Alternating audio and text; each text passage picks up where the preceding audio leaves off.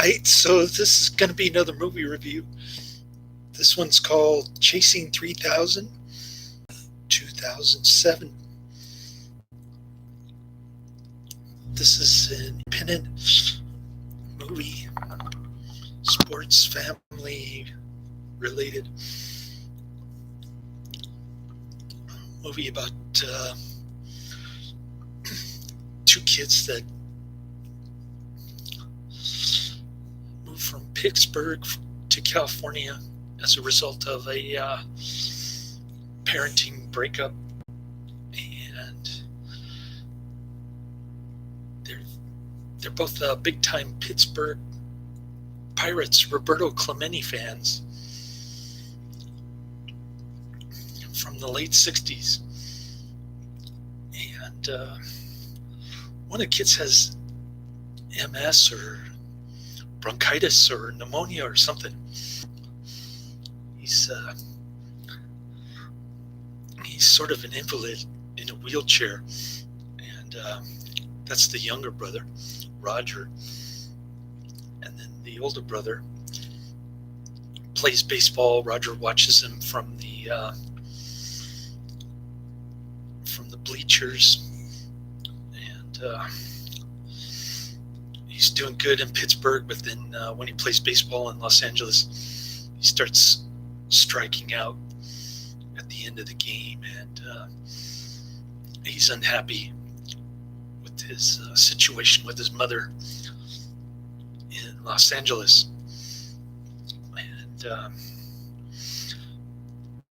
so one day they just decide to get up and run away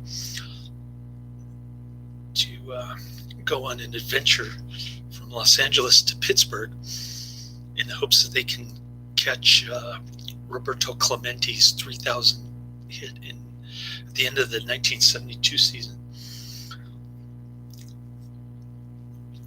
Roberto Clemente died the same year in a plane crash. He was trying to help some earthquake victims in Nicaragua, and his body was never found, according to the end of the movie. But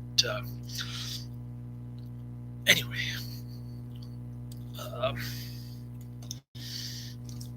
Chasing 3000. It gets pretty high, 6.4 rating on IMDb, but only has 775 votes. So not too many people have actually seen this movie. Like I said, it's a really obscure independent film. I'm giving it 1 out of 5 stars. I hate this flick. I don't like family movies. I don't like sports theme movies, and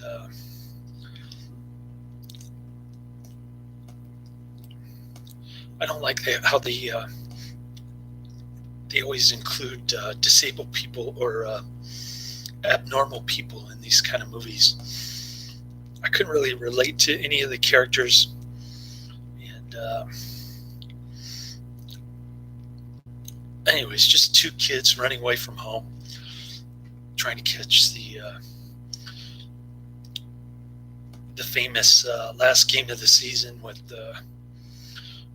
I guess it was the second to last game of the season. Roberto Clemente, apparent base hit was ruled an error the day before, so he got another chance on the last day of the season, and that bought them some extra time to hitch up with Seymour Cassel, who plays Poppy. He was pretty good in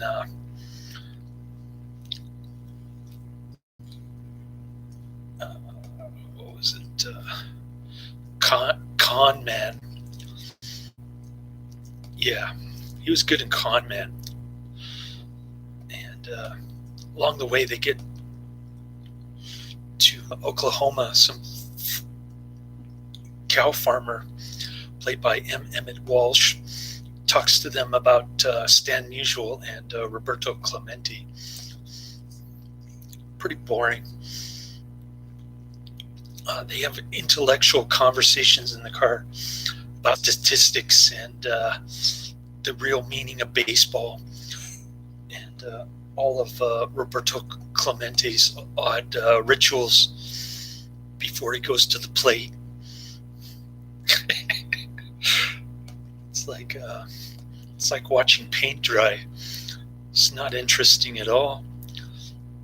I hated this flick. Skip it, don't watch it. And now I'm on to Woolcap. So hopefully I can get to that ghost movie with Sean Young and Emmet Walsh. I think Woolcap is another Ned Beatty flick, so I'm still kind of in between Emmet Walsh and Ned Beatty, and it's not looking good so far. Even the ratings for the ghost flick, the algorithm on Netflix predicts that I'll rate it mediocre at best, which is what it predicted for this movie, but I actually rated it a lot worse than that. So I'm hoping things get better, but it's not looking good so far. On this Easter Sunday, I called my best friend in Renton, Washington. She actually picked up the phone, but I interrupted her. She's watching a live stream of church, and at the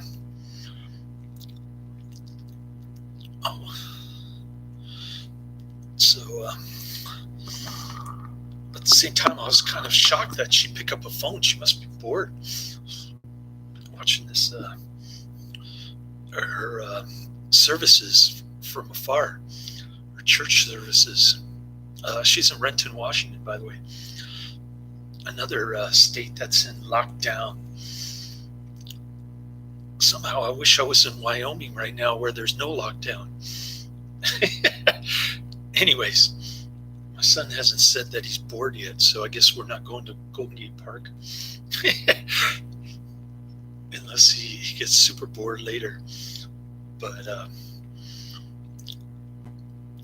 I only got $10 tips yesterday. I was kind of disappointed. My coworker say they're not getting much in the way of tips. Although one coworker got $90 on Friday, and they're forcing everybody to wear masks and gloves during the deliveries of groceries. Unfortunately, the gloves tend to break because they're too small for me. They're always running out of large size gloves. And now that the weather's getting better, my hands sweat quite a bit in those blue glove thingies. So I think I'm just going to slap them on when I go do the delivery, just so that I'm not freaking out any of the customers or anything. But I'm not going to wear them while I'm driving or loading my van or waiting for my route. So that was a little disappointing that I have to follow the sheep and wear a mask during my job. But even my coworker at the other job that I work for, saying that everybody should wear a mask at work, and the delivery driver at my grocery delivery job also kept ordering me to wear a mask like he was in charge of everything. And I told him that the CDC recommends masks, but the World Health Organization doesn't, says don't wear a mask. So whatever, people are freaking out big time. It keeps getting worse every day, like I said. Nothing surprises me anymore. And we're all slaves of this ridiculous government nonsense, trying to figure out what exactly they're trying to do. Treat us like sheep And that's about it. I said enough about the coronavirus. I'm so fed up with it, to be honest. And on Tinder, all these women from like thousands of miles away are liking my profile because they want to do distance, some kind of distance dating or something. They're bored. So I suspect that's the situation with my my friend in Renton, Washington. She's just bored and she wants to talk to somebody. But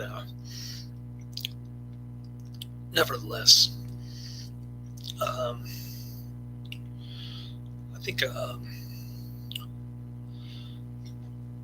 it's going to continue for a couple more months, probably, knowing how the government tends to overreact. And so I got to put up with another couple months of this garbage. And then when it comes back in December, I'm sure they're going to reinstitute everything and more. So it's not going away. It's here with us to stay. And rather than getting herd immunity by going outside and getting sunlight, they're actually encouraging people to stay indoors, not getting their vitamin D3 from the sun, and prolonging the so-called epidemic, if you can even call it that. 14,000 dead, less than the number of dead people from auto accidents or common influenza. So I cooked him some chicken enchilada. He's kind of in Spanish rice. He's kind of taking his sweet time eating that thing, probably because he likes to eat cold food. But he's been watching his TikTok. He was watching YouTube, then he switched to TikTok because the TikTok videos were on YouTube. And yeah, I've got about 7 more hours to get these 2 movies in.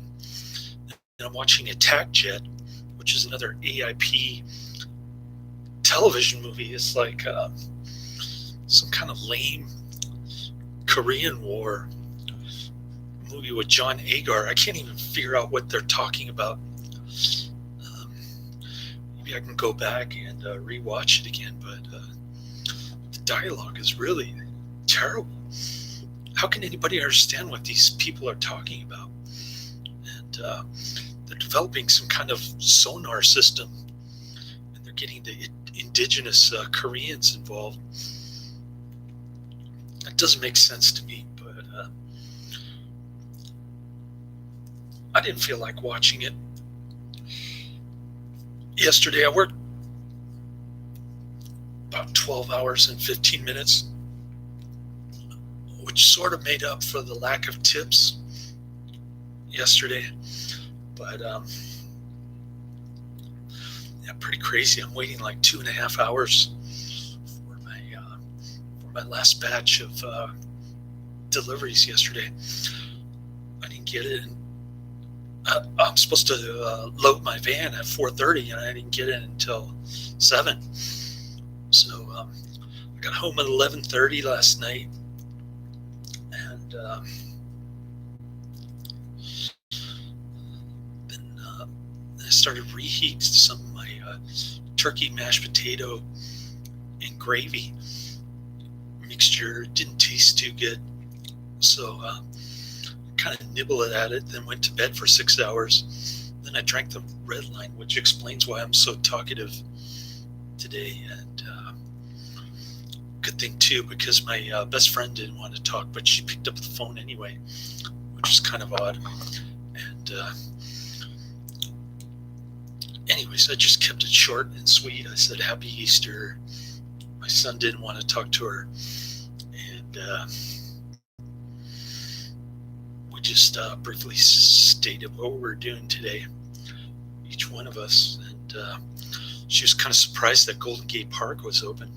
She thought all the parks were closed, but I told her just the beaches. And so that's the situation here. Pretty dire. But I got my Netflix my second movie. So I'll get to that one next. Not recommended. Don't check this one out. And I put the actors' names in the description box, so I hope that helps. I think the mother character, who's worried sick, was in the Adventures of Ford Farland with Andrew Dice Clay and a bunch of other people, Wayne Newton and Gilbert Gottfried. That movie's nuts. I remember Garbage Can Film Man. Was at one time watching my channel because of that movie. He had completely forgotten about it. He likes 80s movies and early 90s. I think he reviewed Chopping Mall. He did Fist of the North Star. He did what else? He did The Last Dragon. And he was obsessed with Eric Friedman.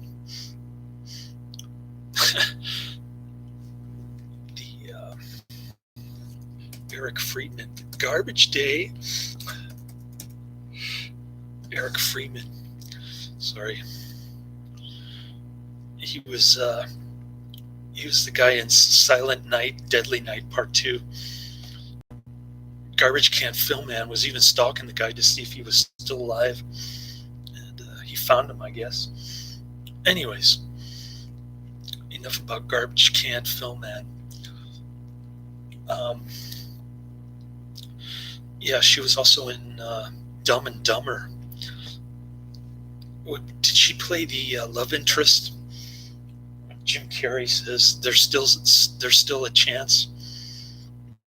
Could have been, but she looks older in this one, like a mid-40s mother.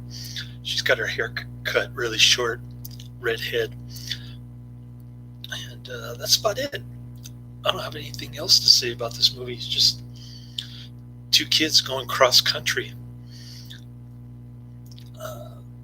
trying to hitch a ride on the train, taking the bus.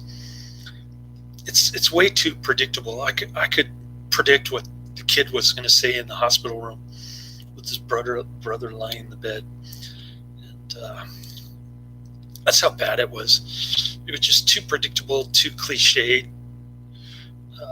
The movie's been recycled a bunch of times, the cross-country adventure theme, and they just decided to throw a wheelchair guy in there to make it more of a tearjerker.